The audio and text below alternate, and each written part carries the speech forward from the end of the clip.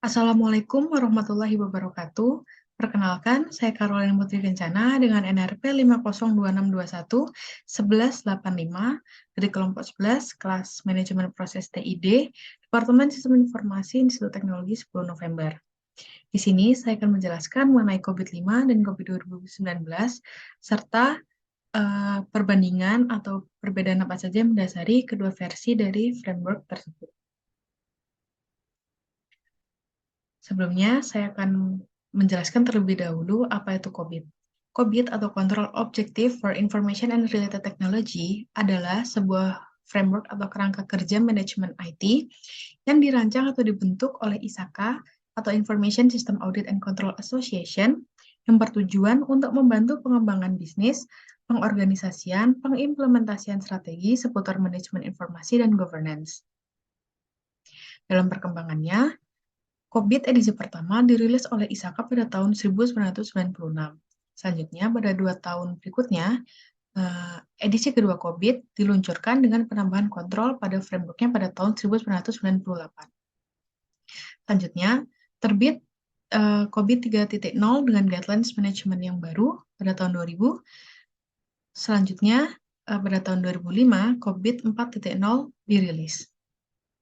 Pada tahun 2007, COBIT 4.0 upgrade menjadi COBIT 4.1.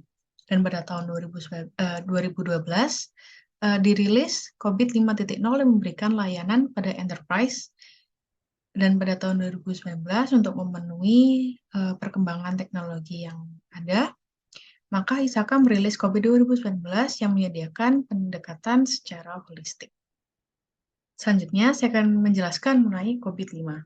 COBIT 5 adalah framework atau kerangka kerja yang memberikan layanan pada enterprise, baik itu sebuah organisasi, perusahaan, maupun pemerintahan dalam mengelola dan memanajemen aset atau sumber daya IT untuk mencapai tujuan enterprise tersebut.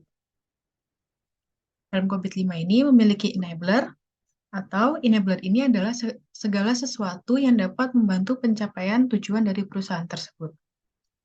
COBIT 5 memiliki 7 enabler, yaitu yang pertama, Principles, Policies, and Framework, atau prinsip, aturan, dan kerangka kerja. Yang kedua ada Processes, atau proses-proses. Selanjutnya ada Organizational Structure, atau struktur organisasi. Yang keempat adalah Culture, Ethics, and Behavior, atau budaya, etika, dan perilaku. Selanjutnya ada Information, atau informasi. Yang keenam ada Service, Infrastructure, and Application, atau layanan, infrastruktur, dan aplikasi. Dan enabler yang terakhir yaitu People, Skills, and Competencies, yaitu orang, keahlian, dan kompetensi. Selanjutnya, COBIT 5 memiliki 5 prinsip, yaitu yang pertama, Meeting Stakeholder Needs, di mana setiap prioritas dalam sistem tata kelolanya dibuat dengan mempertimbangkan para pemangku kepentingan atau stakeholder, misalnya untuk para karyawan, manajer, atau yang eksternal bisa investor, supplier, atau penanam modal di perusahaan atau organisasi tersebut. Kebutuhan dari para stakeholder ini selanjutnya disebut Goals Cascade yang terdiri dari Enterprise Goal, IT-related Goal, dan Enabler Goal. Lanjut, prinsip yang kedua yaitu Covering the Enterprise End-to-End, di mana COBIT 5 ini mengintegrasikan pengelolaan IT perusahaan terhadap tata kelola perusahaan. Selanjutnya, yaitu Applying a Single Integrated Framework, di mana COBIT 5 mampu menyatukan framework ISAKA lainnya. Prinsip yang keempat, yaitu Enabling a Holistic Approach, di mana COBIT 5 melakukan pendekatan secara menyeluruh terhadap seluruh komponennya. Dan yang terakhir, ada Separating Governance from Management, di mana COBIT 5 ini memisahkan antara governance dan manajemen karena kedua aktivitas tersebut memiliki fokus yang berbeda. Pertama, fokus pada governance, yaitu untuk pengambilan keputusan dan strategi, serta penentuan arah dari perusahaan tersebut. Biasanya, governance ini diduduki di suatu perusahaan oleh top level management.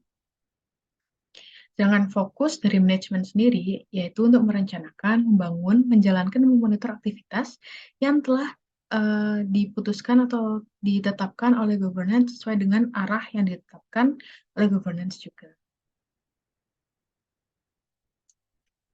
Selanjutnya, yaitu domain. Domain COBIT 5 ini memiliki 1 domain tata kelola dan 4 domain manajemen.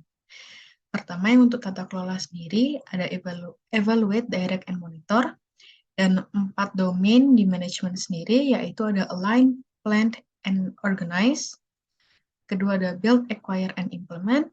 Yang ketiga ada deliver, service, and support. Dan yang terakhir ada monitor, evaluate, dan assess. Selanjutnya, saya akan menjelaskan mengenai COVID 2019. Munculnya tren teknologi dan bisnis baru dalam penggunaan TI menjadi latar belakang mengapa COVID dari 5.0 berkembang menjadi COVID 2019. Karena ada perkembangan teknologi, misalnya ada transformasi digital dan lain-lain, itu belum dimasukkan ke dalam rangka kerja COVID 5.0. Maka, agar tetap relevan, COVID melakukan pembaruan dari versi 5.0 menjadi COVID 2019 untuk mengikuti perkembangan teknologi tersebut.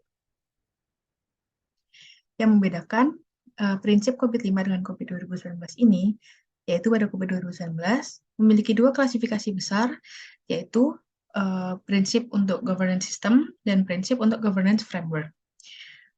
Di mana untuk governance systemnya ini memiliki 6 prinsip, yaitu yang pertama, memenuhi kebutuhan atau memberikan nilai pada stakeholder atau pemangku kepentingannya, dan lalu yang kedua, memungkinkan pendekatan secara holistik.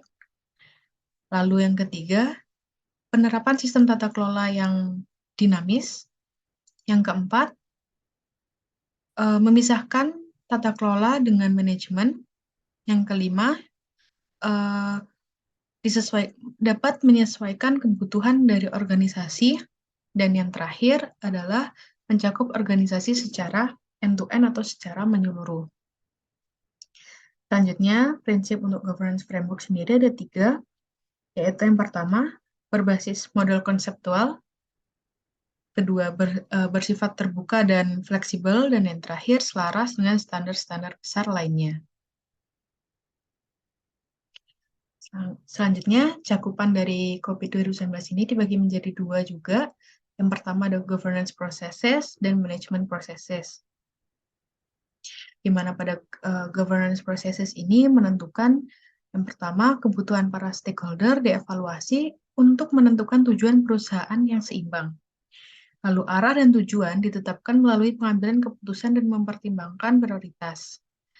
Dan yang terakhir, kinerja dimonitor terhadap arah dan tujuan organisasi atau perusahaan tersebut.